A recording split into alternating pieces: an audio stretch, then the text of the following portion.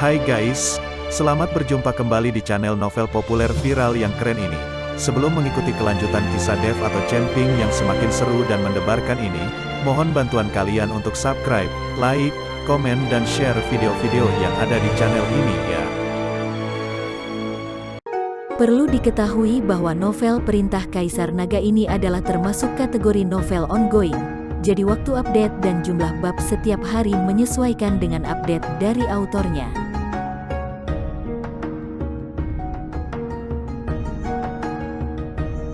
Perintah Kaisar Naga bab 3795, 3796, 3797. Setelah berjalan beberapa mil, terdengar jeritan mengerikan dari Haidafu dan Master Sekte Yang. Dev melihat Master Sekte Luo terus-menerus mengerutkan kening. Mungkin dia tidak ingin menjadi seperti sekarang ini. 5 sekte besar sekarang mungkin akan berubah menjadi 2 sekte besar di masa depan. Kemudian Dev memeriksa Master Sekte Chen dan menemukan bahwa dia hanya terkena bubuk huajin yang sangat biasa. Jadi dia menemukan beberapa pil di cincin penyimpanan dan memberikannya kepadanya. Rekan Dao Chen, terima kasih banyak.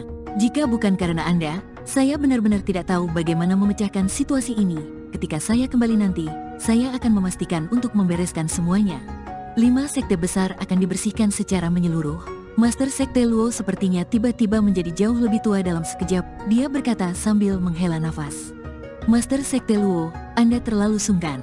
Jika dahulu Anda tidak menghalangi tindakan para pemimpin sekte yang lain untuk menyerang saya mungkin sudah lama mati di tangan 5 sekte besar itu, kata Dev sambil tersenyum tipis.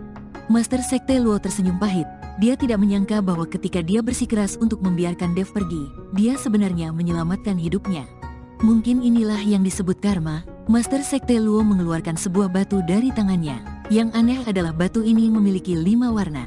Rekan Dao Chen, ini adalah batu 5 warna dari 5 sekte utama kami. Sudah diwariskan selama bertahun-tahun, tapi kami masih belum tahu kegunaan batu 5 warna ini. Tetapi hari ini saya melihatnya Anda mengumpulkan batu kutub untuk kultivasi. Mungkin benda ini akan berguna bagimu. Master Sekte Luo menyerahkan batu 5 warna itu kepada Dev. Dev mengambil batu 5 warna dan merasakan perasaan hangat di tangannya. Tetapi Dev tidak memperhatikan dan mengira itu adalah suhu tubuh Master Sekte Luo. Setelah menyimpan batu 5 warna dan mengobrol dengan Master Sekte Luo beberapa patah kata, Dev dan Master Sekte Luo berpisah. Master Sekte Luo memimpin murid-muridnya kembali ke sekte. Lagi pula, tidak ada tempat di mana makhluk abadi jatuh di sini. Jadi tidak ada gunanya mereka tinggal di sini. Terlebih lagi, Haidafu dan 3 pemimpin sekte lainnya baru saja meninggal. Para murid di bawah sekte tersebut masih perlu diintimidasi dan dikelola. Dev, Binglu dan yang lainnya terus mencari batu kutub. Sambil mencari batu kutub, Dev juga sengaja menghindari kultivator lain yang masuk ke wilayah kutub tersebut. Meski banyak batu kutub yang ditemukan, namun tidak ditemukan tambang batu kutub yang membuat Dev sedikit tertekan. Dengan pencarian perlahan-lahan seperti ini, butuh waktu yang lama untuk menemukan batu kutub yang diperlukan oleh Istana Guanghan. Melihat langit kembali gelap, Dev hanya dapat mencari tempat yang relatif aman untuk beristirahat. Saat para biarawati sedang beristirahat, Dev duduk di samping mereka untuk melindungi mereka. Sambil bersila, Dev mengeluarkan batu 5 warna. Terlihat batu 5 warna itu benar-benar mengeluarkan kilau samar di kegelapan, 5 kilau warna yang berbeda. Gelombang demi gelombang kehangatan terus mengalir dari telapak tangan Dev ke tubuhnya. Awalnya, Dev mengira kehangatan batu 5 warna itu disebabkan oleh suhu tubuh. Tapi sekarang, dalam cuaca yang sangat dingin, batu 5 warna itu masih memancarkan rasa hangat. Dev menjadi agak heran, jika disebabkan oleh suhu tubuh, tidak mungkin tetap hangat saat ini.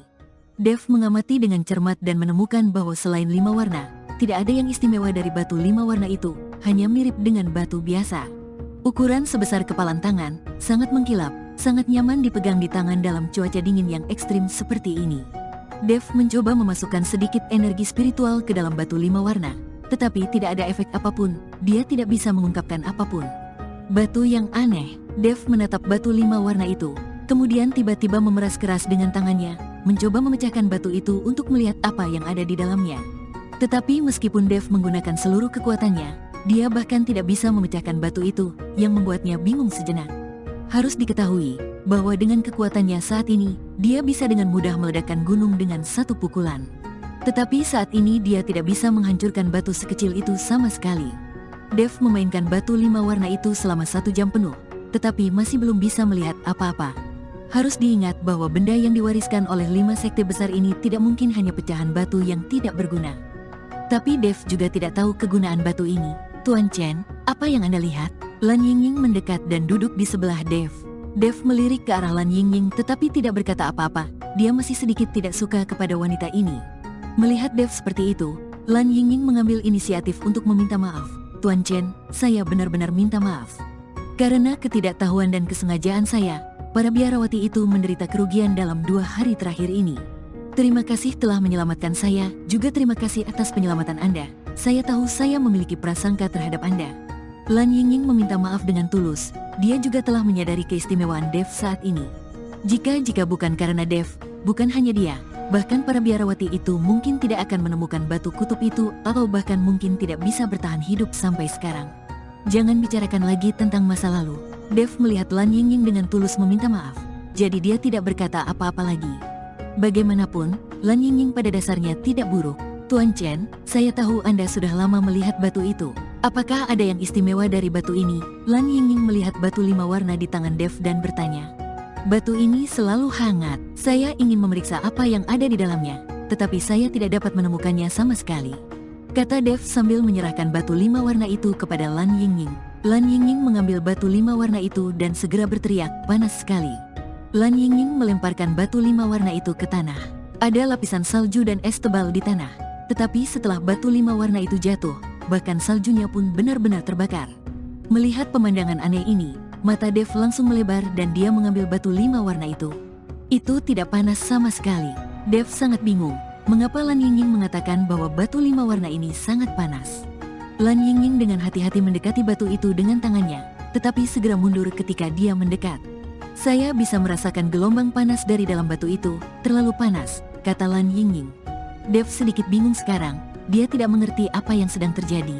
Ketika Master Sekte Luo memberikannya kepadanya, dia sepertinya tidak mengatakan itu panas, dia hanya memberikannya padanya. Dev melihat batu 5 warna di tangannya, dan kemudian melihat bekas terbakar di tanah. Tanahnya tertutup es dan salju, tapi bisa terbakar, aneh sekali. Tuan Chen, mengapa Anda tidak mencoba membakarnya? Mungkin batu itu akan berubah jika Anda membakarnya dengan api, kata Lan Yingying. Ketika mendengar itu, Dev merasa bisa mencobanya, jadi dia menyalakan api di telapak tangannya dan menempatkan batu 5 warna di atasnya. Api membakar batu 5 warna itu dengan hebat, dan tak lama kemudian cahaya di batu 5 warna itu mulai redup. Kemudian, batu berwarna-warni itu akhirnya berubah menjadi warna gelap. Sekarang, Dev bingung, dia telah membakar batu 5 warna itu menjadi hitam. Apa yang harus dia lakukan sekarang? Tepat ketika Dev bingung, batu itu perlahan retak. Segera setelah itu, batu 5 warna itu hancur, dan sebuah benda seukuran inti kristal terlihat di dalamnya. Inti kristal ini sangat jernih, tetapi ada juga 5 warna di dalamnya, dan ada nyala api yang sangat halus di setiap warna. Kali ini, Dev mengambil inti kristal di dalam batu 5 warna dan perlahan menyuntikkan kekuatan spiritual ke dalamnya. Cahaya menyilaukan tiba-tiba memancar, cahaya warna-warni memerahkan separuh langit. Api di dalam mulai berkobar hebat. Ketika Dev melihat ini, dia sangat ketakutan sehingga dia segera membuang kekuatan spiritualnya. Melihat ini, Dev terkejut dan segera menarik kembali energi spiritualnya. Fenomena ini mudah menarik perhatian orang lain. Cantik sekali, kata Lan Yingying dengan wajah terkejut. Astaga, ini esensi api tertinggi Raja Bintang Api. Pada saat ini, suara Raja Iblis Awan Merah terdengar di benak Dev. Dev tertegun dan dengan cepat bertanya, Senior, apakah kamu mengetahui hal ini? Apakah kamu mengingat sesuatu? Raja Iblis Awan Merah menggelengkan kepalanya, dan kemudian berkata, meskipun aku kehilangan ingatanku, aku mengetahui hal ini. Itu adalah esensi api tertinggi milik Raja Bintang Api. Ada 5 jenis api tertinggi yang tersimpan di dalamnya. Kenapa barang-barang milik Raja Bintang Api bisa berada di dunia surga dan manusia ini? Apakah orang ini pernah ke dunia surga dan manusia? Dev mendengarkan kata-kata Raja Iblis Awan dan mengerti apa yang terjadi. Raja Bintang Api pernah datang ke dunia surga dan manusia selama Perang Dewa Iblis, jadi benda miliknya ada di dunia surga dan manusia. Itulah kemungkinannya. Dev melihat esensi api tertinggi di tangannya dan sangat terkejut. Dia tidak pernah menyangka akan ada banyak jenis api pamungkas. Bintang asal api berkedip. Jika Dev ingin menyerap api pamungkas dalam esensi ini, dia pasti dapat meningkatkan asal apinya sebanyak mungkin. Seperti yang dipikirkan Dev, kekuatan asli elemen api mengalir ke dalam esensi api seperti banjir yang bergulung. Api merah di batu esensi itu mulai perlahan menjadi lebih jelas, dan cahayanya menjadi lebih menyilaukan. Brengsek, Dev terkejut dan dengan cepat memutus aliran kekuatan asalnya. Dia awalnya ingin menyerap kekuatan dari esensi api tertinggi ini, tapi dia tidak menyangka justru kekuatan asalnya lah yang tersedot. Apakah kamu gila? Kamu hanyalah seorang kultivator kecil di alam kesengsaraan, tetapi kamu masih ingin menyerap esensi api dari Raja Bintang Api? Raja Iblis Awan Merah bertanya dengan kaget. Dev menggaruk kepalanya. Dia hanya ingin mencobanya, tapi dia tidak menyangka esensi api begitu kuat. Omong kosong ini tidak bisa diserap, jadi sepertinya tidak ada gunanya. Dev melemparkan esensi api pamungkas itu ke dalam ring penyimpanan. Jika tidak bisa diserap, tidak ada gunanya bagi Dev. Tuan Chen, apa itu? Lan Yingying bertanya dengan rasa ingin tahu ketika dia melihat Dev sudah lama tidak mengatakan apa-apa. Pil monster, itu pil binatang monster, tidak ada gunanya, kata Dev acuh tak acuh. Bahkan jika dia memberitahu bahwa itu adalah esensi api tertinggi dari Raja Bintang Api, Lan Yingying mungkin tidak akan mengerti.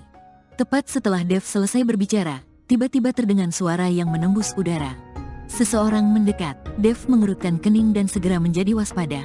Ketika Lan Yingying melihat ini, dia berteriak kepada semua biarawati yang sedang beristirahat. Di kawasan kutub ini selalu ada bahaya, jadi harus selalu waspada. Dev merasakan arah suara itu dan menjadi bingung. Biasanya, di wilayah kutub ini, karena adanya medan magnet, tidak peduli kultivator jenis apapun, mustahil untuk terbang dengan cepat dan dalam waktu lama. Tapi suara yang terdengar sekarang jelas merupakan suara terobosan di udara akibat penerbangan cepat. Segera, sesosok tubuh muncul, menuju ke arah Dev, terlihat sangat kacau, menuju mereka dengan cepat. Dev sangat waspada, kesadarannya menyebar, dan dia juga mengambil pedang pembunuh naga di tangannya. Kalau lawan bisa terbang begitu cepat di kawasan kutub, kekuatannya pasti cukup tinggi. Saat lawan semakin dekat, Dev terkejut saat mengetahui bahwa lawannya ternyata adalah tubuh roh. Aura di tubuhnya tidak menentu, dan seluruh tubuhnya seperti tertiup angin. Master Sekte Chen. Dev melihat pihak lain dan langsung terkejut.